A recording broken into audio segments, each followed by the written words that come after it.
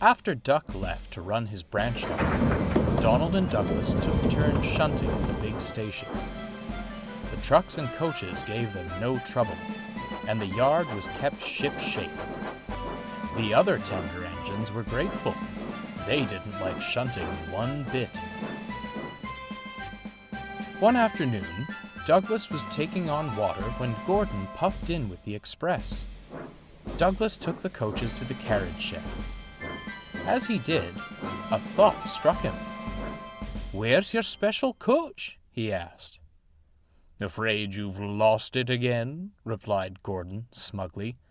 "Och, dinna be daft," grunted Douglas. "I haven't seen it for years," replied Gordon. "It just vanished. Strange coach it was, stuck out like a sore buffer on my express. It's likely long gone now." Douglas shuddered. The thought of scrap sent shivers through his frames.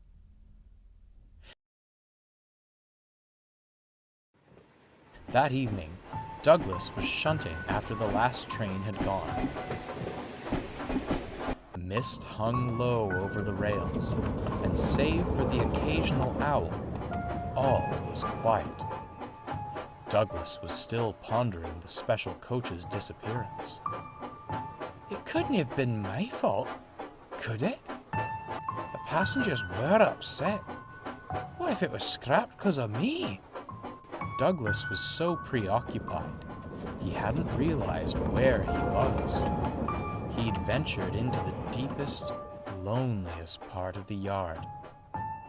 Light flickered all around, and an eerie stillness blanketed the sidings. He was just leaving the trucks when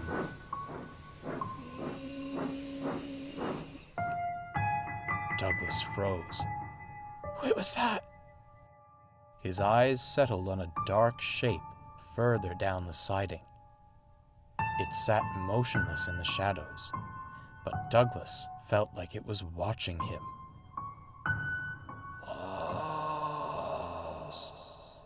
"Need help." "Who's there?" shivered Douglas. The floodlights flickered. Now, Douglas recognized the shape as a coach. Its weary eyes seemed to be glaring at him. "Oh, Jings!" he cried, and raced back to the shed.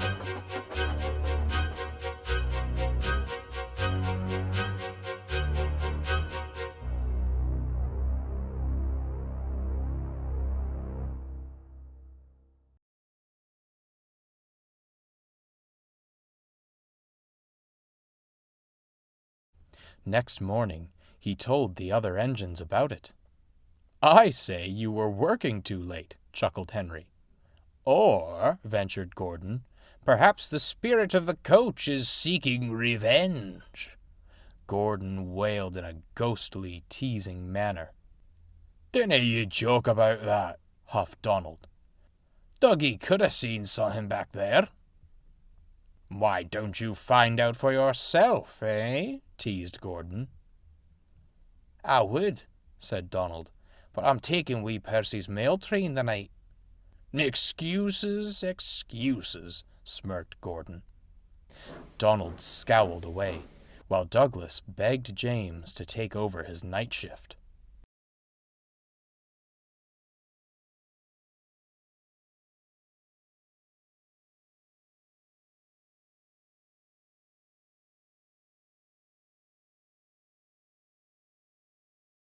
That evening, Donald set off from the harbor with the mail.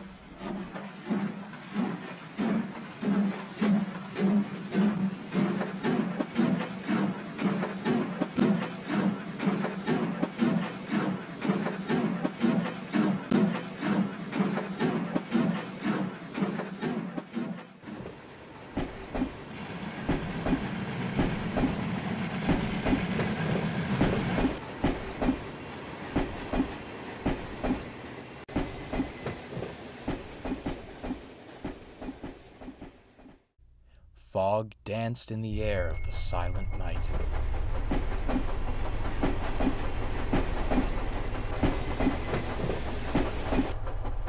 As he neared the junction, the moon caught the faint silhouettes of coaches in the carriage shed. Donald shivered as he turned up the branch line. Then, in the distance, he thought he heard something.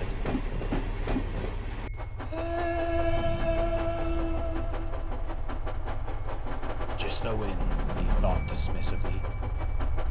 Help me. Ahead, there was a flicker of red and a rather coach-like shape looming in the fog. Who's there? Stammered Douglas. Didn't come for me, you spooky. No need to be rude.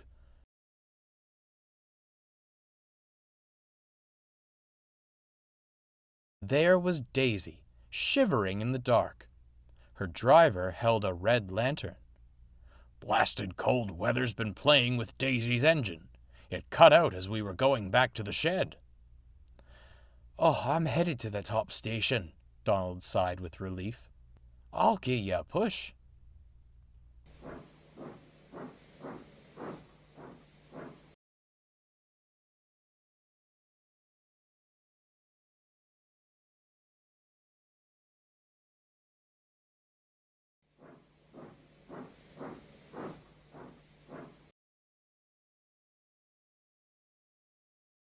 Thomas was settling into the shed when the cavalcade arrived. A rail car and mail cars? My, Donald, that's quite the train. Took him long enough to realize it was me, flounced Daisy. What was all that ghost claptrap about? Donald explained his twins' encounter. Take my advice, chuckled Thomas. When you want proper gossip, don't listen to Gordon. He may pull the express, but he's barely so much as looked in the carriage shed. Let me tell you what happened.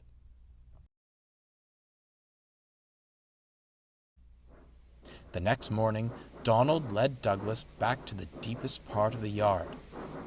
I didn't like this, Donald, whimpered Douglas. I tell you what I saw. Oh, quit your blithering and come on, would ye? You'll see. Deeper and deeper into the yard they went. Douglas grew more nervous with every wheel turn. There it is, he cried. Sat at the back of the sidings was the special coach. It hadn't heard the twins arrive and was still asleep. Help. Lost. Forgot me. Look at that, chuckled Douglas. She's sleep-talking, so that's what I heard. With a startled snore, the coach woke. Oh, good morning. Forgive me, but I don't usually have visitors. I thought I'd been forgotten. What are you doing there? The passengers complained I wasn't as comfortable as the other coaches, she harumphed. And all those express runs wore me down. I was put aside for maintenance, but just kept getting pushed further and further into the yard. And now, here I am. She sighed and looked at her buffers. Oh, how I'd love to be useful again. I may have forgotten you once, chuckled Douglas, but Donald and I'll make sure that Disney happen again. And I know how we can get back at Gordon, smirked Donald.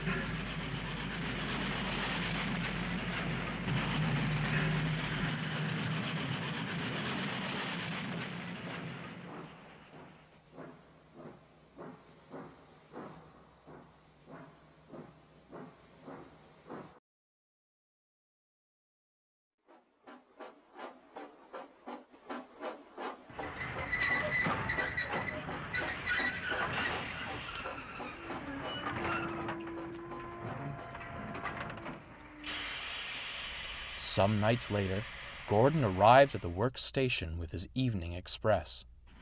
It was a calm night, and save for the passengers, there wasn't a sound to be heard. Until... Gordon. Everyone froze. Gordon's eyes widened. Gordon. Who's there? He stammered. You forgot me. Who are? I'll make sure you never forget again. To Gordon's horror, an old coach rolled out of the work shed. Boo! Gordon wheeshed and jumped. Oh, heavens! Help! He cried, closing his eyes. It's only me. Gordon opened his eyes and found Donald next to him, while Douglas crept out of the work shed with the coach. The passengers, the crew, and the twins erupted with laughter. Gordon blushed. When the Fat Controller heard, he had a good laugh too, and ordered the coach's immediate restoration. She now helps the twins take passengers down Duck's branch line. They call her Isla. She loves her new name, and that she's a special coach once more.